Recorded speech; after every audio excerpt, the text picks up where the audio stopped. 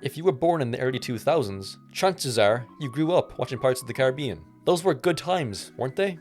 Following the stories of all these great characters, Captain Jack Sparrow, Will Turner, Elizabeth Swann, Captain Barbossa, Davy Jones, Cutler Beckett. I mean, it was awesome, right? Right? I only ask twice, because for years now, when I've seen people discuss Pirates of the Caribbean, they speak as if Pirates 2 and 3, Dead Man's Chest and At World's End, belong with Pirates 4 and 5, saying stuff like, God, that first movie. To which I say, what the fuck? What a great first film. Yep, and there are some other films too.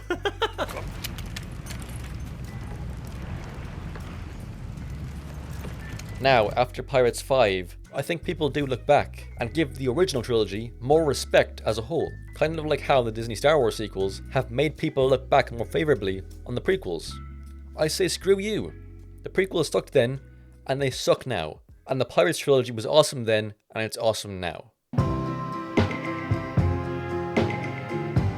I see why there is some disconnect between the first Pirates of the Caribbean and its following two sequels. That first movie has great pacing, and it is by all means a complete story. Dead Man's Chest and At World's End is one big story, and the scope is huge in comparison to the first movie. I can see why some people may not be in the mood for a big two-part epic. I'm okay with that. You do you. I have absolutely nothing against these people. I like to wave at them as they pass by. I don't want to spend too much time speaking about the first movie, as I've already made a video dedicated entirely to it. It's fantastic. You can tell that after the success of the first film, Disney more or less gave them full access to the Disney Vault, and it shows. The production value of these movies is incredible, but that's just a nice bonus. I really love Dead Man's Chest and At World's End, because it builds upon the first movie by taking their relationships that were formed between Will, Elizabeth, Jack, and others, and it does something extremely interesting. Instead of strengthening these bonds, it challenges them. These two movies present its characters with something they might value more than loyalty, and it asks them, what about now?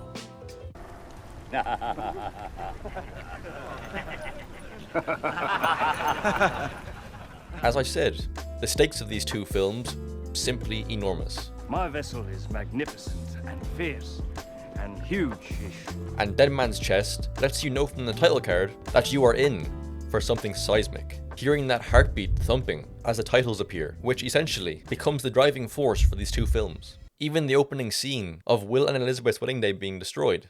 All the characters from the first movie facing consequences for their actions or even their inactions. And damn, I just have to point this out now, so it will hit harder later by comparison. These movies are absolutely beautiful. The world feels real and lived in. It doesn't feel like a movie set.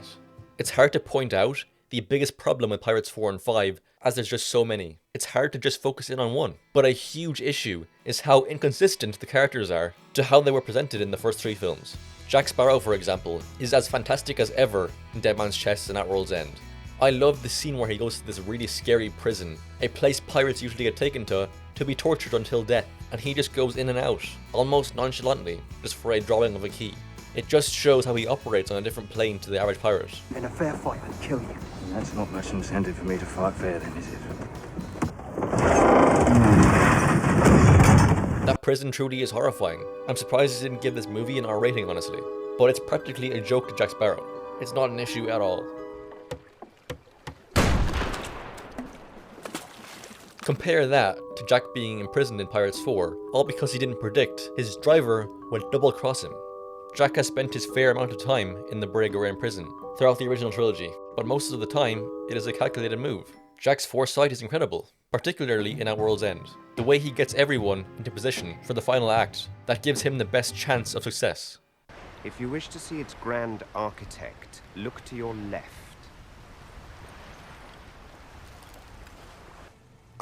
I love how Dead Man's Chest builds up to Davy Jones for over an hour before revealing him to the audience. You believe he is a force to be reckoned with before even seeing him. Jack Sparrow is truly terrified of him, so much so that Jack is completely off his game for the entire movie. Compare that with Blackbeard or Salazar.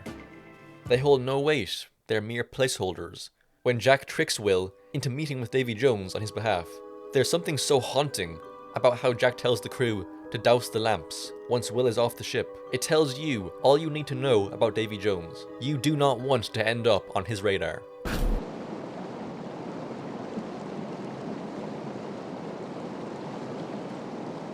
There is a really great video by a channel named Filmento that talks about how the shifting power dynamics in these movies really enhances the excitement. And he's so right.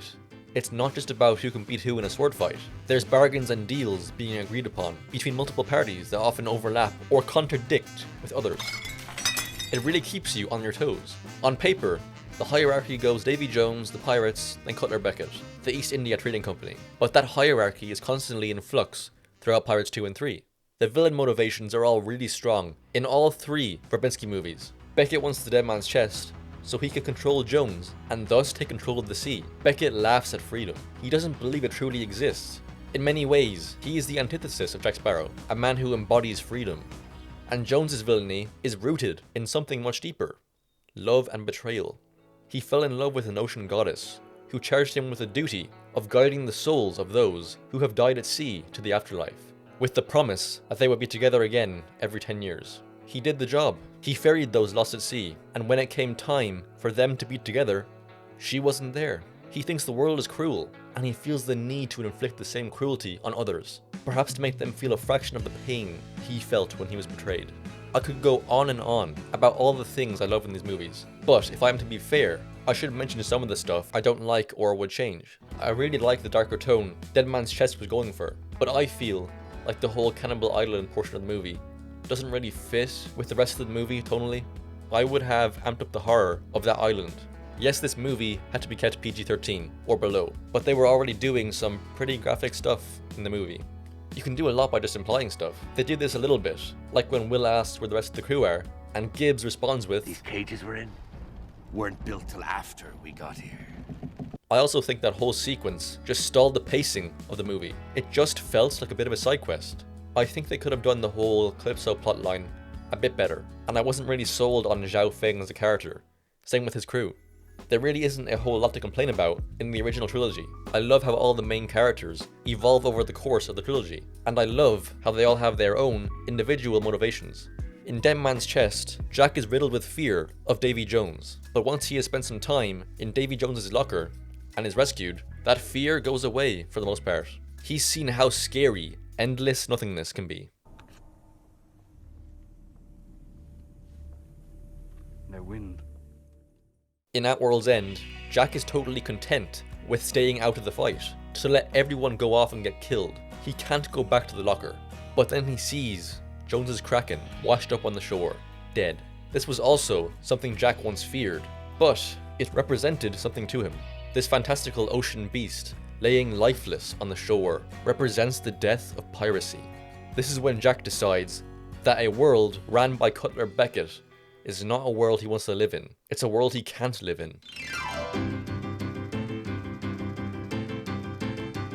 Pirates of the Caribbean 4 on Stranger Tides is pretty far removed from the original trilogy. There's very little continuation from those 3 movies. I would say this movie isn't as offensive to the Pirates franchise as Pirates 5 is. The movie feels like it's just going through the motions. The best way I can describe it is that it feels like video game bonus content, like some little DLC a video game company adds to their main game after a few months. It's fine, but they just didn't try as hard.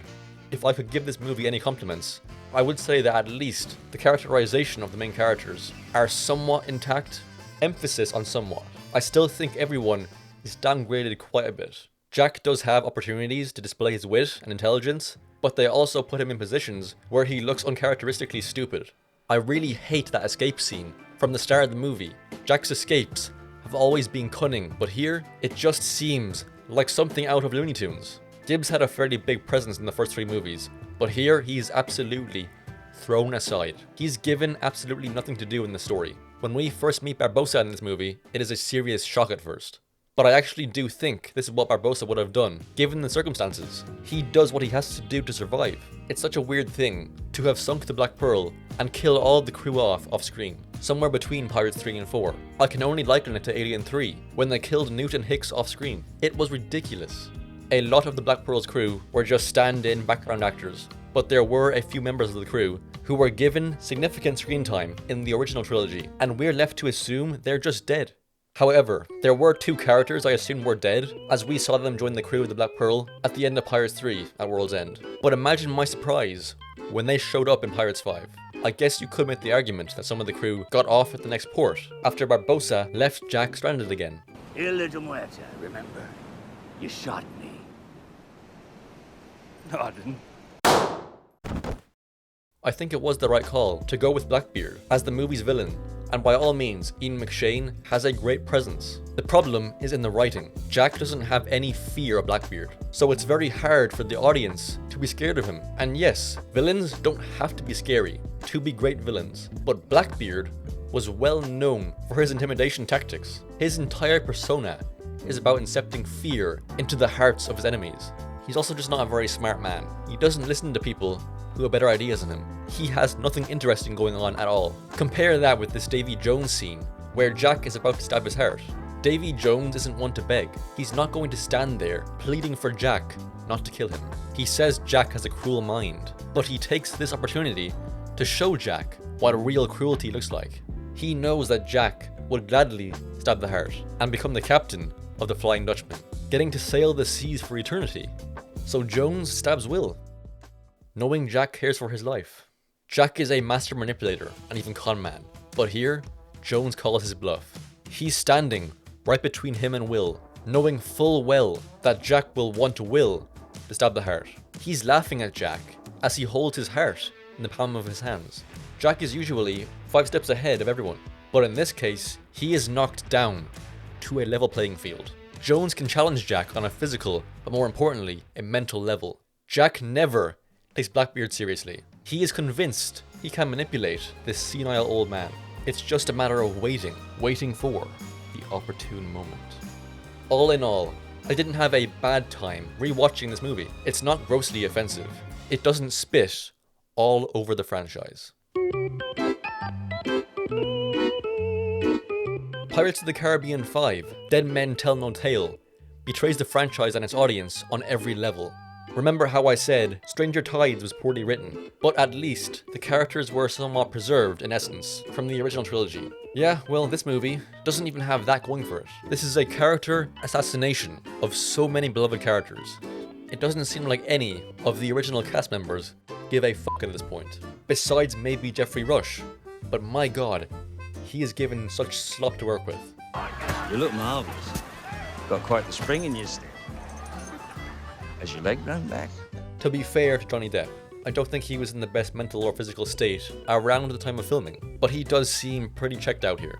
Orlando Bloom, back as Will Turner, he is not committed at all. He's not in character. It's not all his fault. He's barely in the movie. They probably flew him in for a weekend to shoot his scenes and sent him a hefty check. And oh my god, that scene with Elizabeth at the end is hilarious. The way she was just waiting just past the brow of that hill so she can make this dramatic entrance for Will.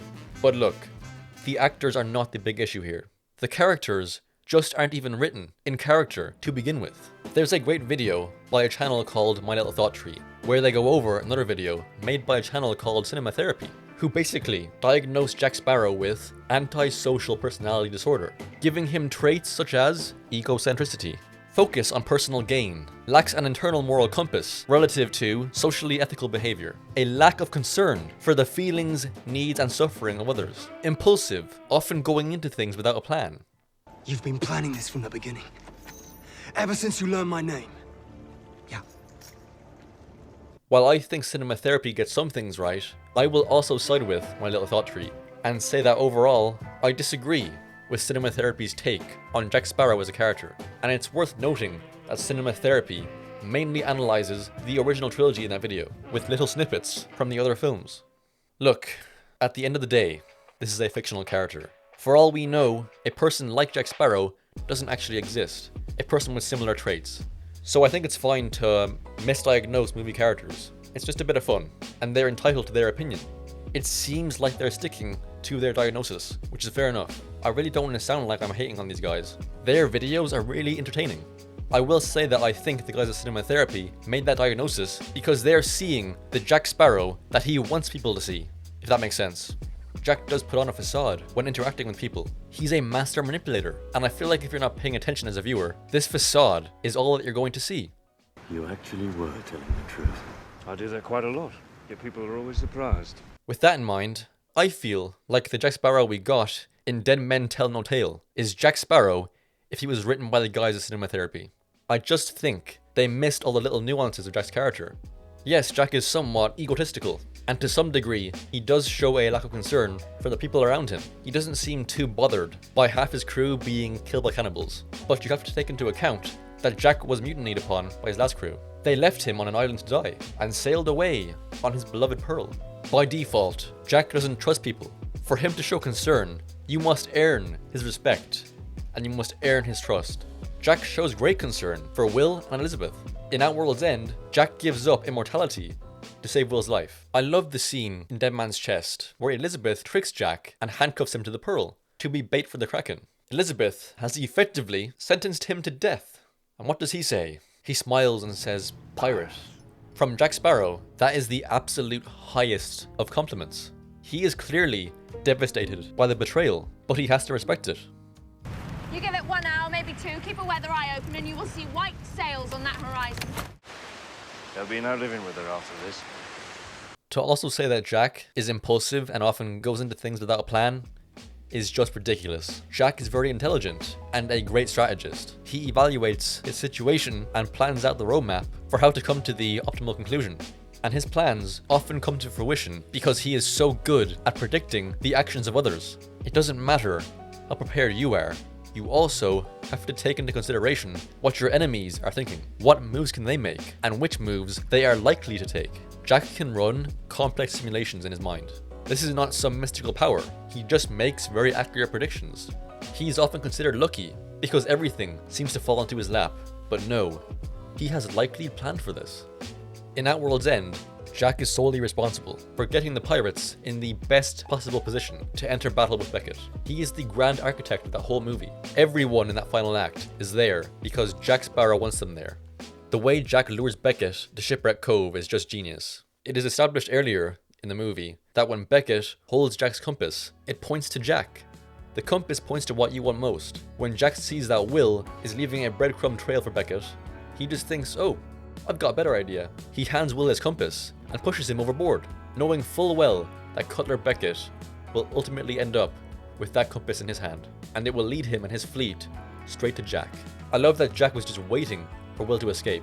It was just the next stop on Jack's roadmap. He was just waiting very confidently for Will to escape. The negotiation scene in Outworld's End between the pirates, Beckett and Jones is also fantastic. When Jack realizes he's going to be taken aboard the Dutchman, he knows that Barbossa still needs his piece of 8 to complete the ritual, freeing Calypso. Jack also has the freeing of Calypso in his game plan, so he takes off his hat and does a random bow towards Barbossa as if he's giving a farewell, but he's just giving Barbossa a clear shot at swiping the piece of 8 off of him before Jack is taken. Jack is intelligent and very aware of his environment. In Dead Men Tell No Tale, Jack is portrayed as a clumsy idiot from the very start. They are now portraying him as lucky, instead of the extremely methodical strategist he once was. I seriously don't think Jack shows a single inkling of foresight in Dead Men Tell No Tale. He has very little impact on the plot. Barbossa does more manipulating than he does. Jack is just running from point A to point B, aimlessly. He doesn't have a roadmap. He is unable to maintain the respect of his crew, where in the past movies, he could convince them that a drawing of a key had value. A drawing. So, we're going after this key. You're not making any sense at all. He is just pathetic now. Do we even have a ship? A crew? Pants? I think it's such a weird thing that in this movie, Jack has become the thing the villain wants. In every other movie, the villain wanted something else, and Jack was just an obstacle, a competitor if you will. But in this movie, he is an object. I will never set foot in this town again, sir. You mark a word. The two new main characters are both instantly unlikable. Henry just comes across as some know-it-all who thinks he knows better than grown men. We have no reason to believe him, other than the fact he's one of the main characters. And Karina, dear God, what can I say about her? This is a character that was written in a very bad period for Hollywood.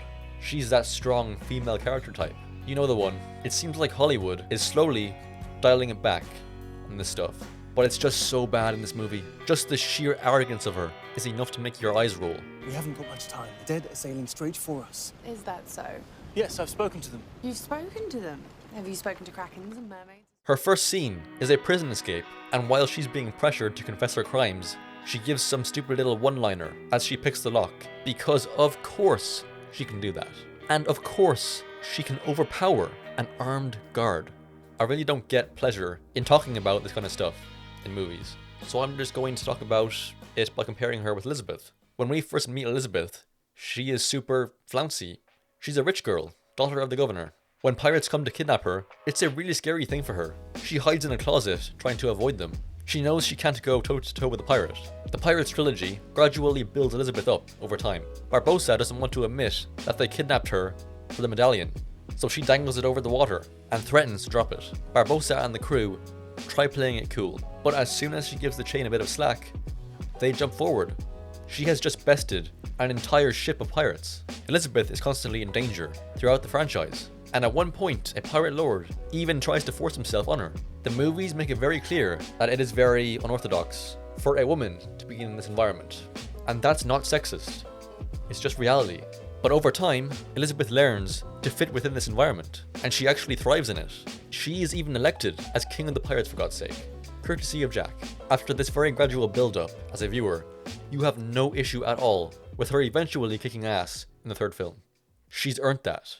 Karina, though, is just fantastic from the very beginning, and we just have to accept that. I mean, even as she's about to be hanged, she tells this wild crowd to shut up, and they all just immediately zip it to let her speak. Elizabeth never would have gotten a word in. It takes time to gain the respect of others. You can't just instantly command it.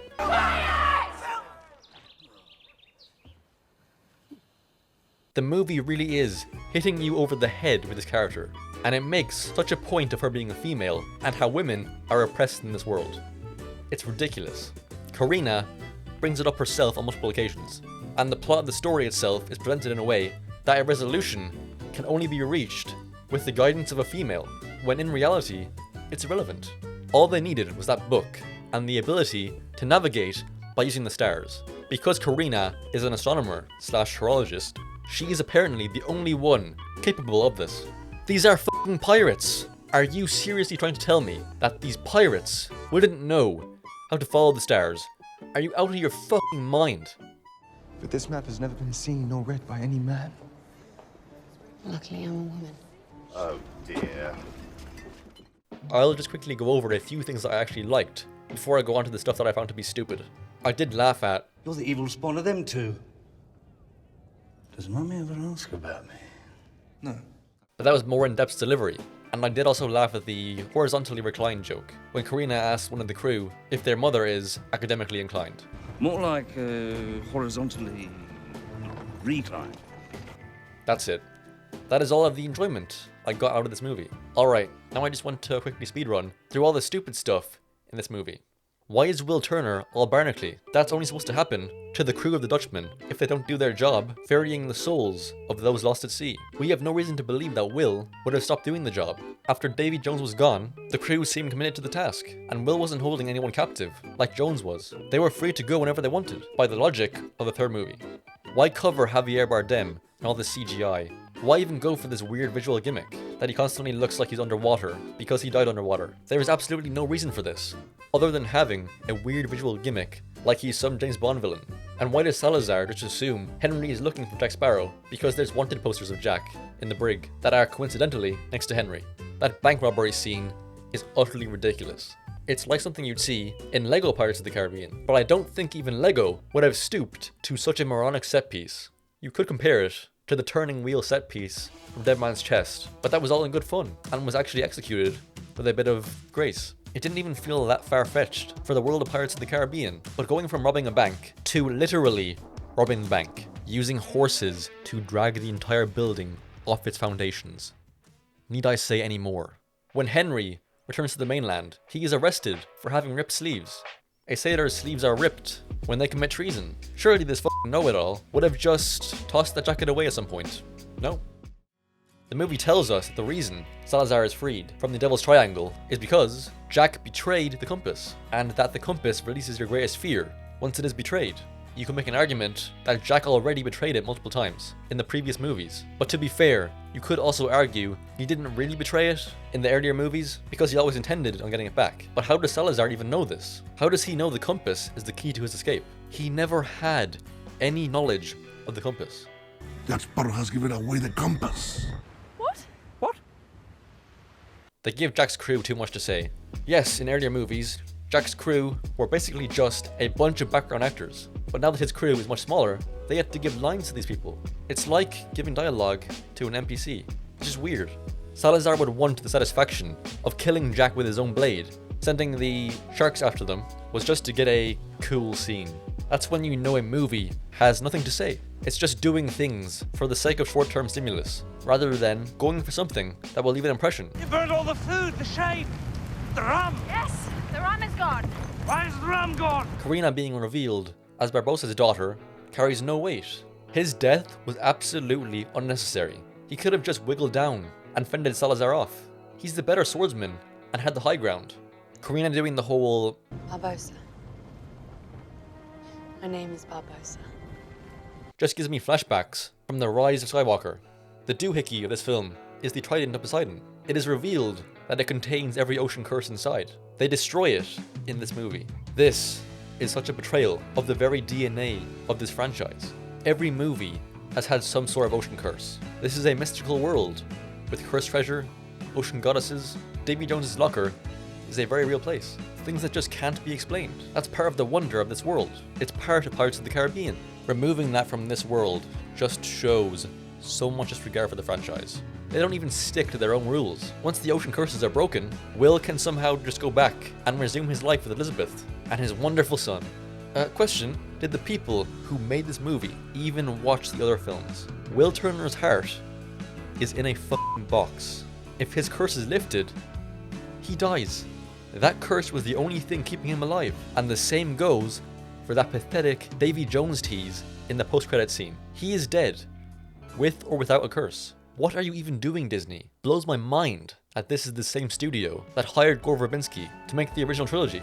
Jerry Bruckheimer, the producer of the Pirates of the Caribbean movies, has recently stated that they plan to reboot the franchise. And to be honest, I really don't know if this is the right call or not. While I do love the majority of the movies in the franchise, the damage that has been dealt as a result of Dead Men Tell No Tale, to me at least, is irreversible. They've completely f***ed their Pirates world. I don't think Bruckheimer is the reason for the success of the Pirates franchise. This was always Gore Verbinski's world. Before him, Pirates of the Caribbean was just a theme park attraction, and the franchise has caved in on itself in his absence. Reboot if you want, but if you go into this reboot with the same frame of mind as you did with Pirates 4 and 5, you guys are screwed. Yes, the last film still made decent money, but it was a pretty big drop from the previous film. I wonder how much more that box office will drop if you keep making garbage. My advice is to go ahead and reboot.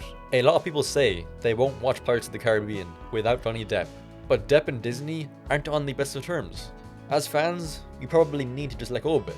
We likely won't see Jack Sparrow again. And honestly, after that absolute character assassination, I don't even want to see him again. He is no longer the character we all fell in love with. They don't understand why people liked him. If Disney does reboot the franchise, they have to do their best to distance themselves from previous storylines and characters. You absolutely cannot recast Jack Sparrow. People will not let you get away with that. Johnny Depp may never come back, but he will forever be Captain Jack Sparrow. So you should just erase everything, create new characters, and tell new stories, and find a director who actually has a vision for a new Pirates world. Sign the checks and stay out of their way.